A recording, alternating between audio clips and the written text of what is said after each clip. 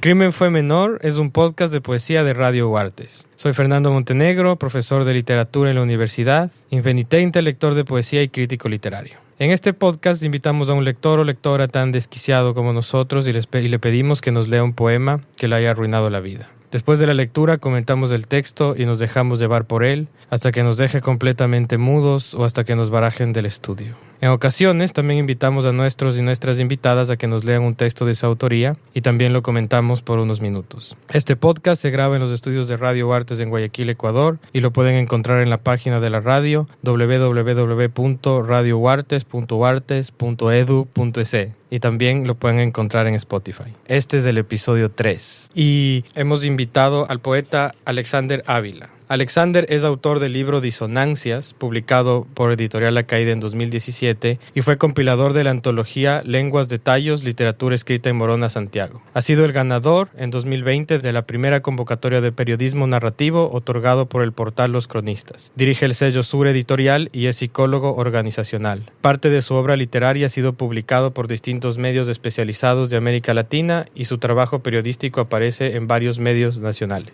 e internacionales. Pero hoy, Alexander está aquí con nosotros, aquí en Guayaquil, sobre todo por la publicación de este libro, que desde el título me encantó, Dadme un muro de Facebook y seré poeta, que fue publicado el año pasado, ¿no es cierto?, por Editorial La Caída. Gracias, Alex, por estar aquí con nosotros, por aceptar la invitación al pod. Hola, Fernando. Hola a la gente que se vaya a sumar a este podcast. Un gusto para mí. Necesitaba realmente salir de mi encierro ahí amazónico y pues nada, hablábamos con los amigos, decíamos que esta semana aquí en Guayaquil es como nuestro retiro espiritual, así que aquí estamos. Un lugar medio extraño, claro, para hacer un retiro espiritual, sí, bro. Sí. Venimos a orar a alguien, todavía falta descubrir al Dios, pero ahí estamos.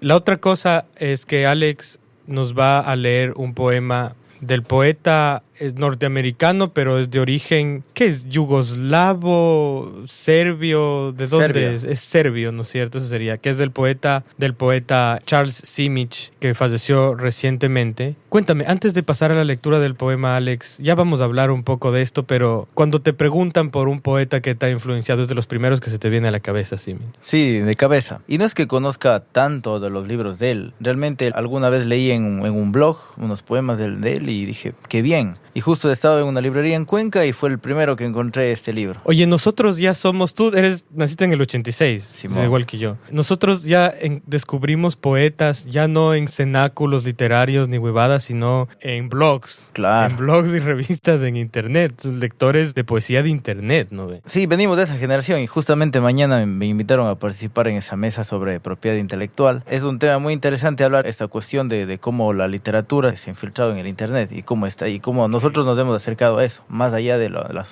formas tradicionales. Alex va a leer un poema de Charles Simic, como habíamos dicho, de un poemario que se llama, si no estoy mal, El mundo no se acaba, que fue publicado en 1989. Entonces, con ustedes, Alexander Ávila leyendo un poema de Charles Simic de su libro El mundo no se acaba. Era la época de los maestros en el arte de la levitación. Ciertas noches veíamos a hombres y mujeres solitarios flotar sobre las oscuras copas de los árboles. Estaban dormidos o más bien pensaban. No hacían ningún esfuerzo por fijar un rumbo. El viento los mecía con gran suavidad. Temíamos hablar, respirar. Hasta los pájaros nocturnos guardaban silencio. Más tarde, mencionábamos el librito que la joven sostenía en sus manos y el modo en que aquel anciano había perdido su sombrero en los cipreses. Al amanecer, ni siquiera había nubes en el cielo. Veíamos unos pocos cuervos atildarse a un lado del camino, las camisas de alzar sus mangas vacías en el tendedero de una mujer ciega.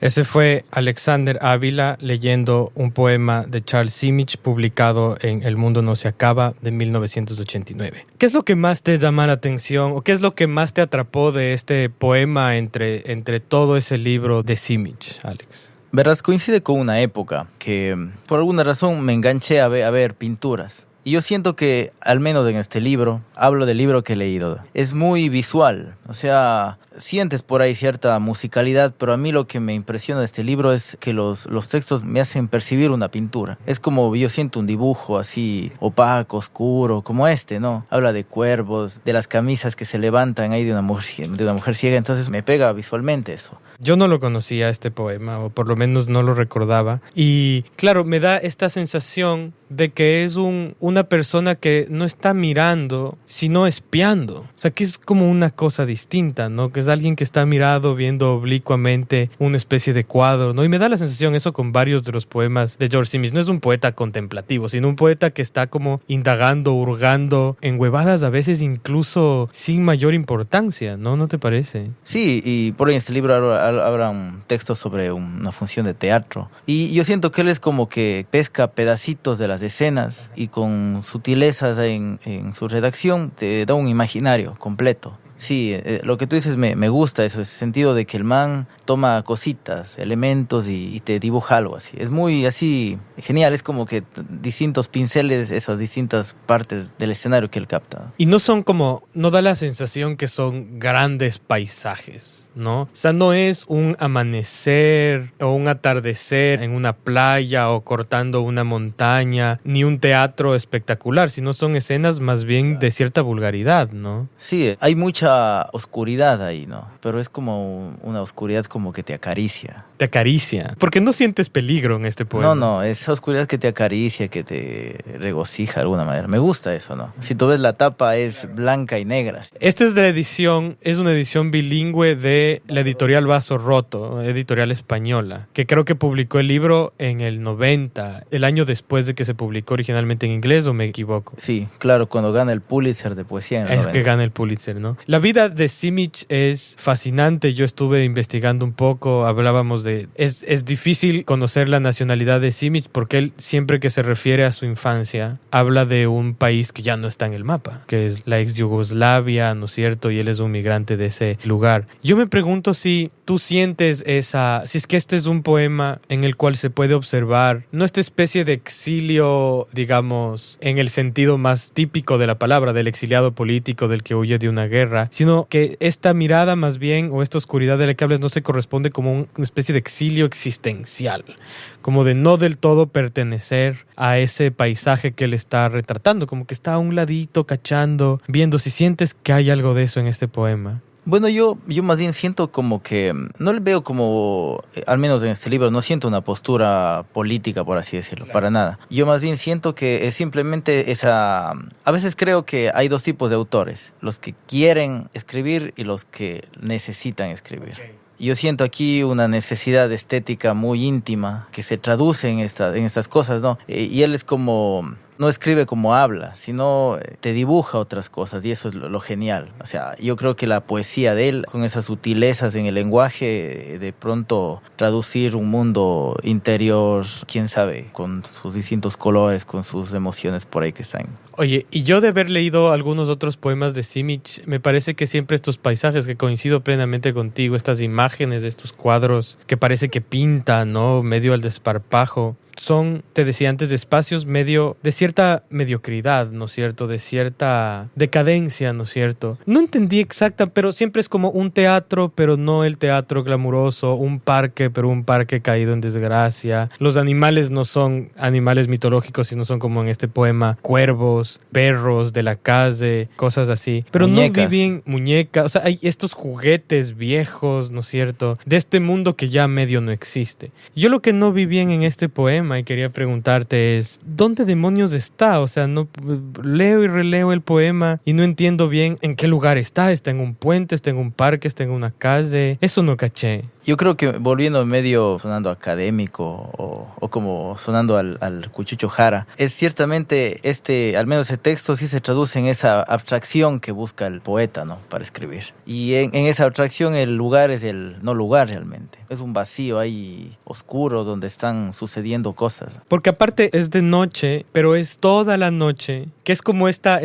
otra parte de la poesía que a mí me interesa, porque es un poema que quizás empieza en la noche, pero amanece. Y amanece con una ciega, en el tendedero de una ciega. Eso está bellísimo. Esa imagen es tremenda porque dice, al amanecer ni siquiera había nubes en el cielo, veíamos unos pocos cuervos tildarse. Y yo pensaba en estas imágenes de cuando uno está regresando a la caleta ya de mañana después de una fiesta, esa sensación. Y te topas con los que están haciendo ejercicio. Claro, sales a las 6 de la mañana regresando a tu casa y hay un tipo corriendo la cuadra en el parque, ¿no? Y tú recién regresando a esa hora, pero como esa voluntad de Simic de vivir esas cosas que la gente común y corriente no puede vivir. Es decir, el poeta es ese como que medio vive mientras los otros están haciendo sus huevadas, o sea, colgando la ropa en el tendedero, y está también lleno de personajes este poema y los poemas de Simic. ¿Tú crees que en la poesía es posible hablar de personajes? Como tú me lo muestras ahora, sí es un punto que yo no lo había considerado. Y sí, no, es interesante. Sabes que por ahí hablar de personajes me haces acuerdo de este man de Ángel Ortuño, ¿lo ubicas? El poeta mexicano, sí, claro, que murió, ¿no? Sí, murió hace poco. Y bueno, él armaba diálogos y así eran sus textos. Y sabes que yo esa, no sé si fórmula, repliqué en el libro facebookero. Hay por ahí un diálogo y me gusta eso, ¿no? No sé si sean personajes precisamente, pero generan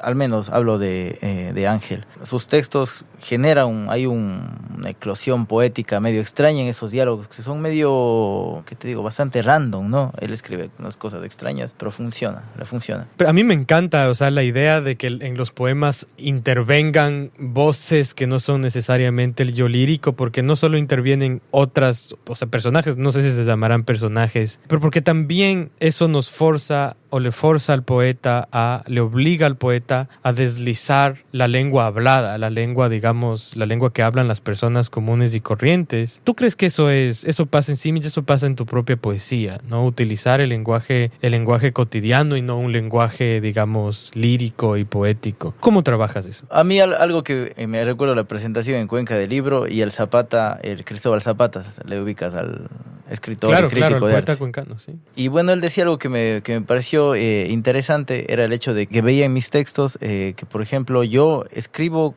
como hablo. Me decía así, pero, o sea, no en un mal plan, sino, o sea, logras una cuestión estética con eso, sin sonar, que te digo, mal, sin sonar bukowskiano ni nada de esas cosas que ya son bastante medio anacrónicas, sino como con una propia voz. Entonces, y este libro es una especie de alguien por ahí comentó, decía que hay un libro que se llama El libro de la convalecencia, es de un autor que estuvo hace poco, un argentino acá. De Alberto Giordano, ¿no? Como un libro de un diario. Y este libro también fue algo así, con la distancia el caso, ¿no? Fue ciertamente algo así este libro, porque se fue construyendo en el tiempo. Yo anotaba cosas en el Facebook. Normalmente anoto cosas, pero ahora todo anoto en el teléfono, grabo así. Y me recuerdo, anotaba algo, se me venía a la cabeza y anotaba en Facebook. Y lees poemas en el teléfono. Claro. O sea, leemos poemas en el teléfono. O sea, ahora mismo, cuando nos has mandado, es con el teléfono. ¿Y tú crees que para nosotros, para nuestra generación, en relación a Simic, que nació en el 38, migró a Estados Unidos en la mitad del siglo, otra generación definitivamente, este tipo de experiencias que vemos en el poema de Simic nos pasa, pero en el mundo digital, en las redes? O sea, son equivalentes. ¿Sí me explico? Sí, la pregunta. Estaba un universo muy Simic esa pregunta. Pero, no sé, entrando ahí en ese tema, lo que puedo decir es que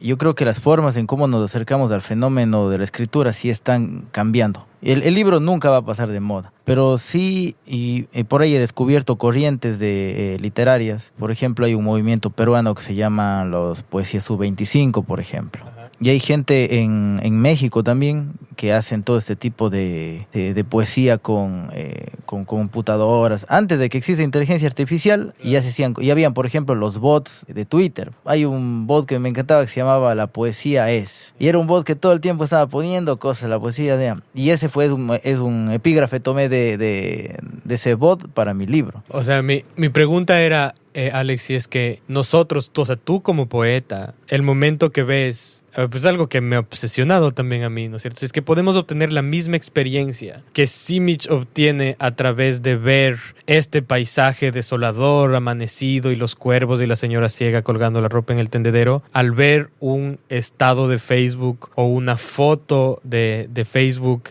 de una man que nos gusta, ¿no es cierto? Y sentimos lo mismo. ¿Tú crees que son equivalentes o cuáles serían las diferencias? O sea, yo creo que sí, porque el mundo es como, no ha cambiado mucho en el tiempo, es como que se ha dado la vuelta. Entonces de pronto el escenario cambia, pero las formas ahí siniestras y más están ahí mismo, no han cambiado. Y de pronto esa misma insensatez, esa misma densidad del mundo de fuera lo hayas en las redes, solamente que está de otra forma, ¿no? Y de pronto hasta más contaminada, sí. Había un poema de una chica mexicana que algo decía, una frase, era así como: yo no nací así, el internet me hizo así. sí. ¿Qué dice si vamos a tu poema? El poema se llama El sueño duró tan poco que aún las lagañas no se tejen en los ojos. Ese es el poema. Nos lees ese poema y luego seguimos comentando. Ok. El sueño duró tan poco que aún las lagañas no se tejen en los ojos. De más se sabe que la pérdida nunca viene sola. Primero, el refrigerador deja de enfriar tu comida. Luego la pierdas a ella. Otro día despiertas y la bicicleta se ha marchado sin ti.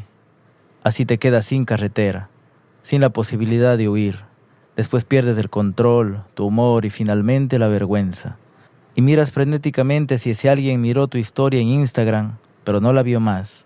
Entonces sabes que se ha acabado ya. Y terminas de perderte. No pudiste contigo. Nuevamente el caos. Tu historia es un jardín que no dejas crecer. Y sales a la calle como una sombra deshabitada. Caminas sin tus pies buscando el sonido de la canción que te acompaña en los audífonos. Mas solo hay ruido ahí afuera. Exceso de todo. Aún así, paras el oído a la espera de su voz en los lugares donde se acompañaron. Esa voz imposible. Esas palabras que duermen en su habitación. Pero las mesas están solas. Los ríos se sofocan de sal. La dictadura del mar. La línea amarilla del asfalto se detiene. No tienes más que un horizonte que cae.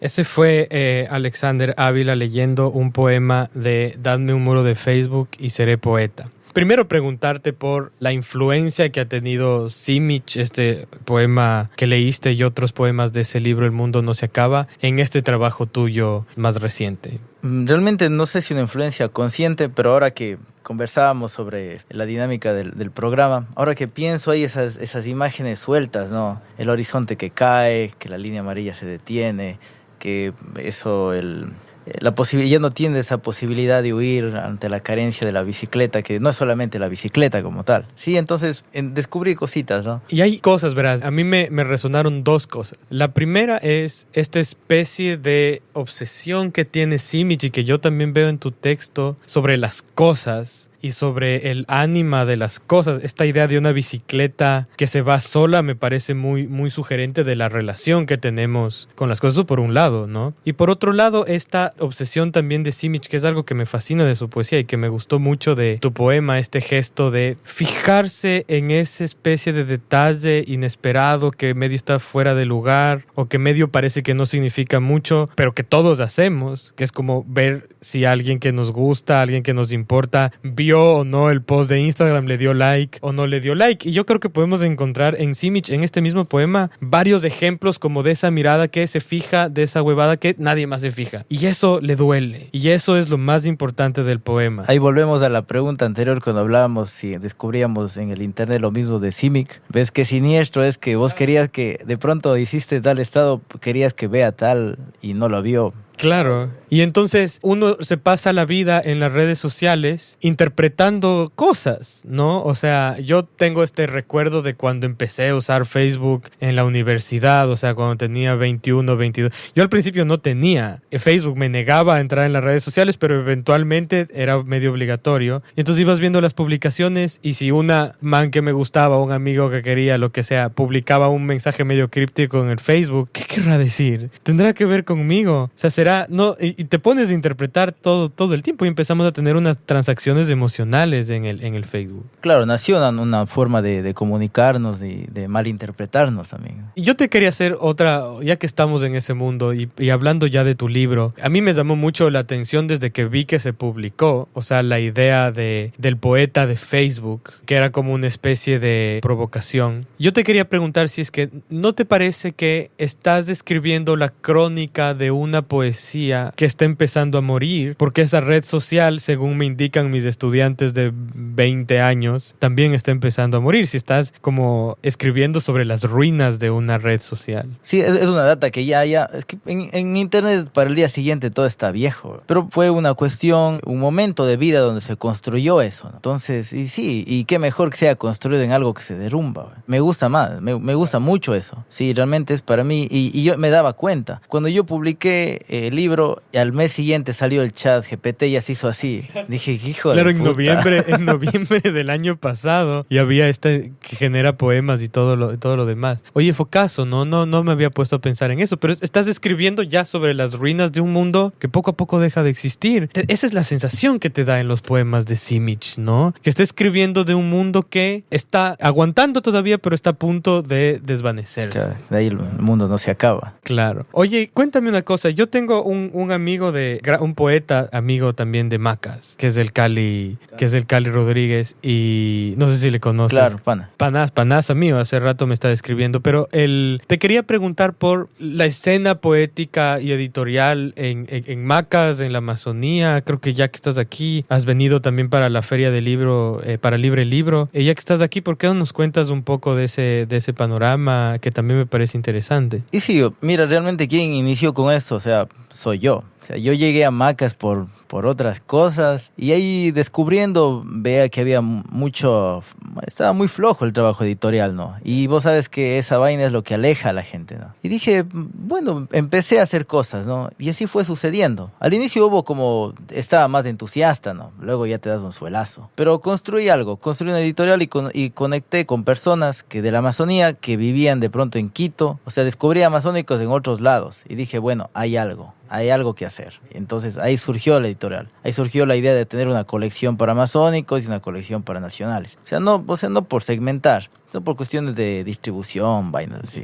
Entonces ahí sucedió eso. Y la verdad es que yo he buscado hermanar lazos con gente, he viajado. Y no he descubierto, verás, en otro lado. En Zamora Chinchipe hay una chica, no recuerdo el nombre, ganó una convocatoria que hace la Universidad de Loja, que premia a un autor joven, estudiante, y es muy buena la chica, me sorprendió, o sea, de lo más joven que yo he visto, o sea, una generación anterior a mí, menor a mí, ella. No recuerdo el nombre de la chica, pero estaba buenísimo. Yo me compré el libro y es pareja de un amigo cuencano. Entonces ahí como que uní eso, ¿no? Entonces me doy cuenta de que al sur, en Morona, Santiago y Zamora, como que suceden los fenómenos interesantes. O sea, si ves Morona, Santiago, tienes a la Kira Martínez. No sé si has oído de ella. He oído, pero no la he leído. Por ejemplo, es la primera amazónica que estuvo en Feria del Libro de Cuba, en La Habana, perdón. Y también tienes ahí a una poeta shuar que se llama María Clara Charupi.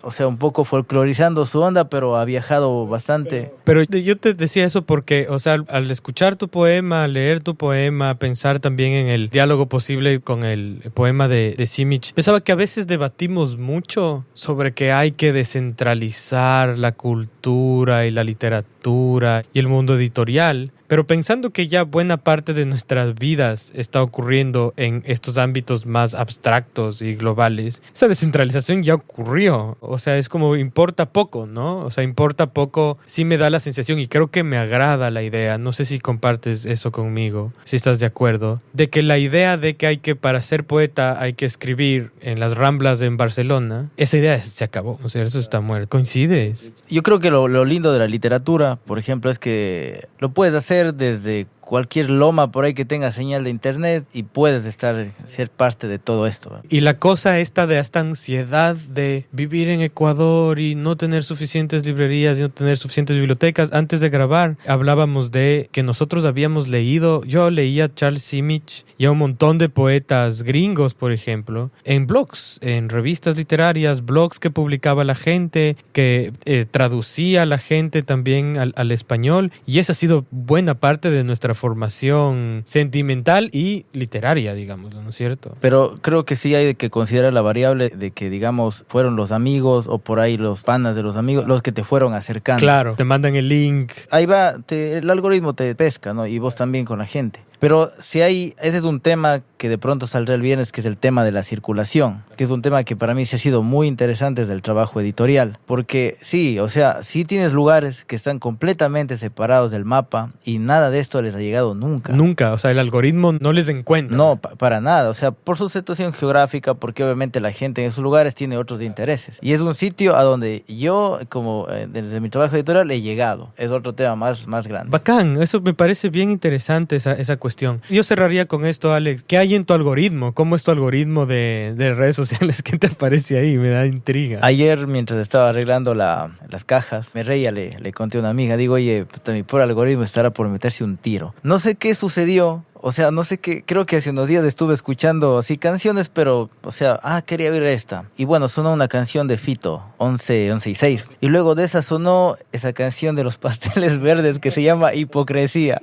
Y luego sonó Villano Antillano, esa cantante trans que hace un feat con Bizarrap. Y luego salió esa... ¿Qué es lo que pasa, Camaleón? La de... Rubén Blades. Digo, pero puta... Y después toma una de José José, loco. O sea, no tenía nada que ver lo uno con lo otro. Entonces mi algoritmo está medio por ahí. Bueno, buena forma esta de cerrar la conversación, esta vacancísima con Alexander Ávila, que vino acá a hablarnos de su editorial y también va a presentar su libro Dadme un muro de Facebook y seré poeta. Este programa no sale en vivo, así que cuando escuchen ya habrá sucedido, pero sí les recomiendo que se consiguen el libro. Alex, muchísimas gracias, pana. Te has pasado. ¿Qué te pareció? Divertido. Este es un programa muy bacán. Y bacán romper eso, ¿no? O sea, hay muchos espacios en que la poesía creen que es algo así como los poetas son personas a las cuales deberían golpear. Pero más bien la gente es muy cool. Claro. Es que sí, y creo que podemos seguir hablando un par de horas más. Seguramente lo vamos a hacer luego, pero en otro sitio. Oye, te agradezco mucho, Alex, por venir. A los que nos escuchan, háganos saber qué piensan en las redes de Radio Huartes y también recomiéndonos un poema, un autor para leerlo y comentarlo en nuestro pod. No olviden escuchar los otros programas de Radio Artes, Ojo a la Cultura, del Observatorio de Políticas y Economía de la Cultura, o A 4 metros sobre el nivel del mar, conducido por Paulina Briones. Yo por ahora me despido y nos escuchamos pronto con más de El Crimen Fue Menor, un podcast de poesía. El podcast El Crimen Fue Menor es una producción de Radio Huartes y fue grabado en sus estudios ubicados en el Centro de Producción e Innovación Manzana 14, Guayaquil, Ecuador, 2023-2024.